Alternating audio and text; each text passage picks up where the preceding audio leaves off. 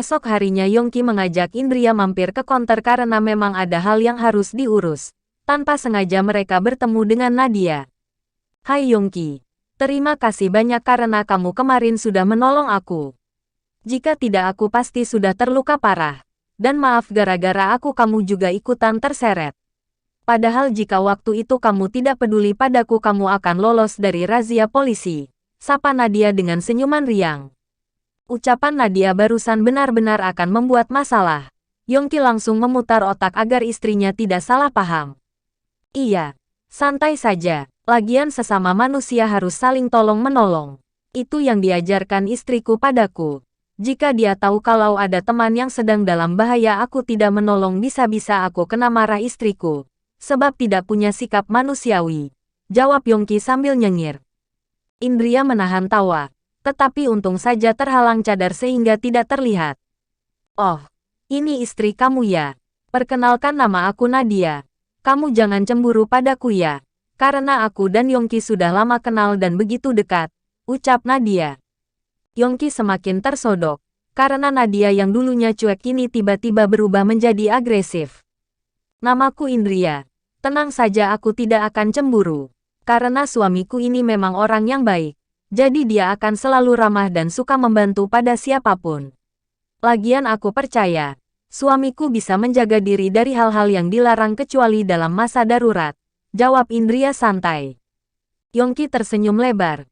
Bersyukur istrinya tidak tinggal diam dan tahu jika Nadia memang memiliki niat yang tidak baik. Ya sudah, kalau gitu kami pamit. Kamu selamat beraktivitas ya, sela Yongki. Iya Yongki, sampai berjumpa lagi. Balas Nadia. Yongki menggandeng istrinya dan berbisik mesra. Lain kali harus begitu. Jika ada pelakor yang datang hajar saja, bisik Yongki. Selamat beraktivitas ya, selamat beraktivitas ya. Manis sekali deh sama mantan. Sindir Indria. Kamu kok jadi emak-emak julid sih?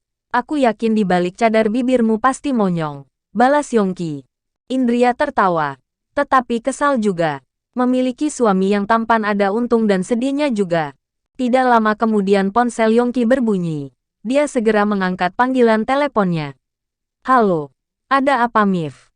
Kamu di mana? Aku di konter pusat. Baiklah. Kalau begitu aku akan ke sana sekarang juga. Sekalian beliin es campur 2 ya. Ada Indria juga di sana. Ada istriku kenapa jadi semangat begitu? Aku hanya mau mengobrol saja. Siapa tahu aku akan dikenalkan dengan cewek cantik. Buruan kemari. Jangan lama-lama. Tidak butuh waktu yang lama. Miftah sudah muncul dengan pesanan Yongki tadi. Nih, ucap Miftah. Terima kasih ya. Bagaimana kabar Bastian dan yang lain? Sela Yongki. Bagaimana lagi? Mereka tidak bisa lepas karena memang sudah kecanduan. Jawab Miftah.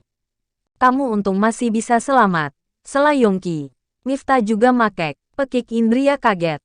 Iya. Saat itu aku sedang stres dan nyoba-nyoba. Tapi setelah kena ceramah abahnya Yongki aku jadi takut dan tidak pernah lagi. Jawab Miftah jujur. Indria melirik ke suaminya. Seketika Yongki langsung mengangkat kedua tangannya. Aku memang pernah mau mencobanya. Diajak Miftah nih. Tapi sudah ketahuan abah duluan dan akhirnya tidak jadi. Ucap Yongki. Kok bisa abah tahu? Tanya Indria heran. Abah memang sakti. Setiap kali Yongki ingin berbuat hal-hal buruk pasti sudah ketahuan. Makanya begitu aku kuliah di luar negeri. Dia langsung menyusul karena ingin hidup bebas. Jawab Miftah tertawa geli. Jadi sekolah di luar negeri hanya ingin begitu. Tidak belajar sungguh-sungguh. Selidik Indria. Jangan salah. Senakal-nakalnya aku soal pelajaran aku cerdas ya. Balas Yongki bangga. Meragukan. Gumam Indria. Kalau itu aku akui. Yongki memang cerdas. Apalagi kalau menggoda cewek. Dia juaranya. Aku saja susah nyari pacar tetapi dia sudah gonta-ganti terus. Timpal Miftah. Fitnah terus. Kamu senang ya lihat aku dan Indria berantem. Sergah Yongki kesal. Coba katakan pada bagian mana aku menfitnahmu. Tantang Miftah. Sudah ayo kita makan es buah ini. Nanti kalau es batunya mencair tidak enak lagi. Sela Indria. Mereka makan dengan santai. Saat cuaca panas memang cocok menyantap yang segar dingin. Indria, tolong kenalkan aku dengan teman kamu dong, pinta Miftah. Belum sempat Indria membalas sudah disela Yongki. Di depan ada yang nganggur. Petik 2. Siapa? Tanya Miftah menoleh ke arah yang ditunjukkan Yongki. Tapi hanya lalu lalang orang yang berbelanja di mall. Nadia. Timpal Yongki santai. Nggak mau kalau bekas kamu.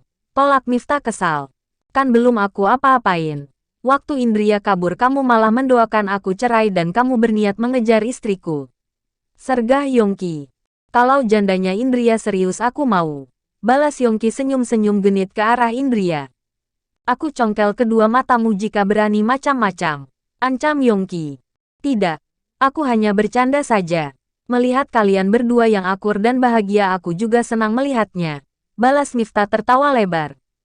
Tapi Nadia aneh. Dia dulu cuek loh. Tapi sekarang malah gimana gitu? Ujar Yongki. Gimana bagaimana? Tanya Miftah tidak mengerti. Dia jadi lebih agresif. Jawab Yongki. Mungkin karena menyesal sudah. Melepaskan kamu dulu. Jawab Miftah. Lelaki memang tidak punya perasaan ya. Di samping istri bisa-bisanya membicarakan wanita lain. Sindir Indria hanya berniat bercanda. Tetapi Yongki sudah salah tingkah duluan. Aku tidak bermaksud apa-apa. Aku hanya heran saja padanya kenapa sekarang jadi aneh. Ucap Yongki ketakutan. Miftah tertawa keras. Sungguh melihat Yongki saat ini membuat dia tertawa ngakak. Apa maksud kamu tertawa seperti itu? Tanya Yongki tidak terima. Lelaki kalau sudah bertemu dengan pawangnya tidak akan bisa berkutik. Sela Miftah. Aku doakan kamu bisa segera bertemu dengan pawangmu juga. Timpal Indria membela suaminya. Kalian tidak asyik. Lebih baik aku pulang saja dulu sergah Miftah. Miftah ngeloyor pergi, tanpa sengaja menabrak seorang perempuan yang masih memakai seragam SMA. Gadis SMA itu terjatuh. Yongki dan Indria ikut menolong karena sepertinya gadis yang ditabrak oleh Miftah kesakitan. Maafkan aku, kamu tidak apa-apa? Tanya Miftah. Gadis SMA yang jauh masih muda itu langsung berdiri dan berlari. Lah, dia kenapa malah ketakutan? Tanya Miftah heran. Mungkin kamu seram seperti setan kali. Jawab Yongki asal-asalan. Ngawur saja. Mungkin dia malu. Sela Indria. Nah ini ketinggalan. Gumam Miftah sambil menunjuk paperback berisi pakaian. Kamu susul dia sana. Sela Yongki. Iya. Jawab Miftah. Sahabat Yongki itu berlari secepat mungkin sebelum gadis yang masih berseragam SMA itu menghilang. Kasihan juga kesini niat membeli barang tetapi malah hilang. Gadis SMA tadi cantik dan manis sekali, ucap Indria. Iya, tapi masih cantik istriku, jawab Yongki. Entah kenapa, aku merasa akan ada kisah asmara antara Miftah dan gadis SMA tadi, gumam Indria. Kamu yakin, walau Miftah tidak setampan aku tetapi selera dia juga tinggi.